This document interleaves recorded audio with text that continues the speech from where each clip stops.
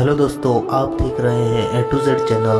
और आज हम आपके लिए लेकर आए हैं श्री शिव पुराण का छठा अध्याय। देवी उमा का हिमवान के हृदय तथा मेना के गर्भ में आना, गर्भस्था देवी का देवताओं द्वारा स्तवन, उनका दिव्य स्वरूप में प्रादुर्भाव, माता मेना से बातचीत तथा नवजात कन्या के रूप में परिवर्तित होना। आगे ब्रह्मा जी कहते हैं, नारद तदंतर मेना और हिमालय आदरपूर्वक देव कार्य की सिद्धि के लिए कन्या प्राप्ति के हेतु वहाँ जगत जननी भगवती उमा का चिंतन करने लगे, जो प्रसन्न होने पर संपूर्ण अभिष्ट वस्तुओं को देने वाली है। हे महेश्वरी उमा, अपने पूर्ण अंश से गिरिराज हिमवानु के चित्त में प्रविष्ट हुई। इससे उनके शरीर में अपूर्व एवं सुंदर प्रभा उतर आई। वे आनंदमग्न हो अत्यंत प्रकाशित होने लगे। उस अद्भुत तेजो राशि से संपन्न महामना हिमालय अग्नि के समान अदृश्य हो गए। तत्पश्चात सुंदर कल्याणकारी समय में गिरिराज हिमालय ने अपनी प्रिया मेना के उदर में शिवा के उस परिपूर्ण अंश का आधान किया। इस तरह गिरिराज की पत्नी मेना ने हिमवानु के हृदय में विराजमान करुणा निधान देवी की कृपा से सुखदायक गर्भ धारण किया। संपूर्ण जगत की निवासभूता देवी के गर्भ में आने से गिरि प्रिया मेना सदा तेजो मंडल के बीच में स्थित होकर अधिक शोभा पाने लगी। अपनी प्रिया शुभांगी मेना को देखकर गिरिराज हिमवान बड़ी प्रसन्नता अनुभव करने लगी। गर्भ में जगदम्बे के आ जाने से वह महान तेज से संपन्न हो गई थी। हे मुने, उस अवसर में विष्णु आदि देवता और मुनियों ने वहां आकर गर्भ में निवास करने वाली शिवा देवी की स्तुति की और तदंतर महेश्वरी की नाना प्रकार से स्तुति करके प्रसन्न चित्त हुए। वे सब देवता अपने अपने धाम को चले गए। जब 9वां महीना बीत गया और 10वां भी पूरा हो गया, तब जगदम्बा कालिका ने समय पूर्ण होने पर गर्भस्थ शिशु की जो गति होती है उसको धारण किया, अर्थात जन्म ले लिया। उस अवसर पर आद्याशक्ति सती साध्वी शिवा पहले मेना के सामने अपने ही रूप से प्रकट हुई। वसंत ऋतु में चैत्र मास की 9वीं तिथि को मृगशिरा नक्षत्र में आधी रात के समय चंद्रमंडल से आकाश गंगा की भांति मेनका के उदर से देवी शिवा का अपने ही स्वरूप में प्रादुर्भाव हुआ।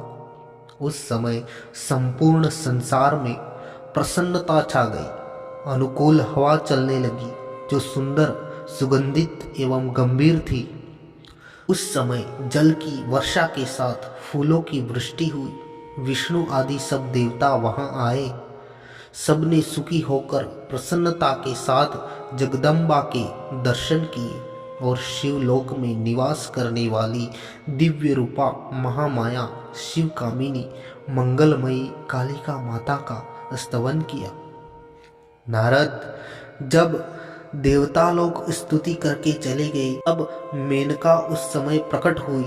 नील कमल दल के समान कांति वाली श्याम वर्णा देवी को देखकर अतिशय आनंद का अनुभव करने लगी। देवी के उस दिव्य रूप का दर्शन करके गिरि प्रिया मेना को ज्ञान प्राप्त हो गया।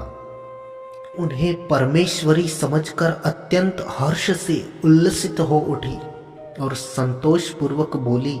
मेना ने कहा, जगदम्बे महेश्वरी, आपने बड़ी कृपा की जो मेरे सामने प्रकट हुई। अंबिके, आपकी बड़ी शोभा हो रही है। शिवे, आप संपूर्ण शक्तियों में आद्याशक्ति तथा तीनों लोकों की जननी है।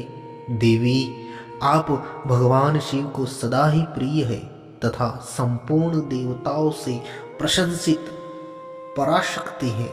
महेश्वरी आप कृपा करें और इसी रूप में मेरे ध्यान में स्थित हो जाए, साथ ही मेरे पति के अनुरूप प्रत्यक्ष दर्शनीय रूप धारण करे। ब्रह्मा जी फिर कहते हैं, नारद, पर्वत पत्नी मेना की यह बात सुनकर अत्यंत प्रसन्न हुई शिवा देवी ने उस गिरी प्रिया को इस प्रकार उत्तर दिया।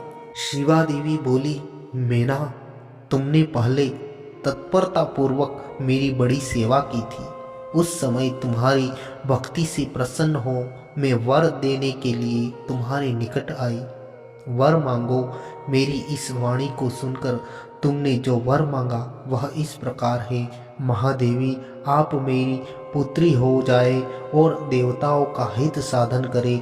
तब मैंने तथास्तु कहकर तुम्हें सादर यह वर दे दिया था और मैं अपने धाम को चली गई थी। गिरी कामिनी उस वर के अनुसार समय पाकर आज मैं तुम्हारी पुत्री हुई हूँ। आज मैंने जो दिव्य रूप का दर्शन कराया है, इसका उद्देश्य इतना ही है कि तुम्हें मेरे स्वरूप का स्मरण हो जाए, अन्यथा मनुष्य रूप में प्रकट होने पर मेरे विषय में तुम अनजान ही बनी रहती। अब तुम दोनों दंपत्ति पुत्री भाव से अथवा दिव्य भाव से मेरा निरंतर चिंतन करते हुए मुझ में स्नेह रखो, इससे मेरी उत्तम गति प्राप्त होगी। मैं पृथ्वी पर अद्भुत लीला करके देवताओं का कार्य सिद्ध करूंगी, भगवान शंभु की पत्नी होंगी और सज्जनों का संकट से उद्धार करूंगी। ऐसा कहकर जगन माता शिवा चुप हो गई और उसी क्षण माता के देखते देखते प्रसन्नता पूर्वक नवजात पुत्री के रूप में परिवर्तित हो गई। तो यह थी दोस्तों छठे अध्याय की कथा। आशा करते हैं यह वीडियो आपको पसंद आया हो तो वीडियो को लाइक कर लीजिए, शेयर कर दीजिए और चैनल को सब्सक्राइब कर लीजिए ताकि आगे आने वाले सभी अध्याय आप तक सबसे पहले पहुंच जाए। थैंक यू, धन्यवाद।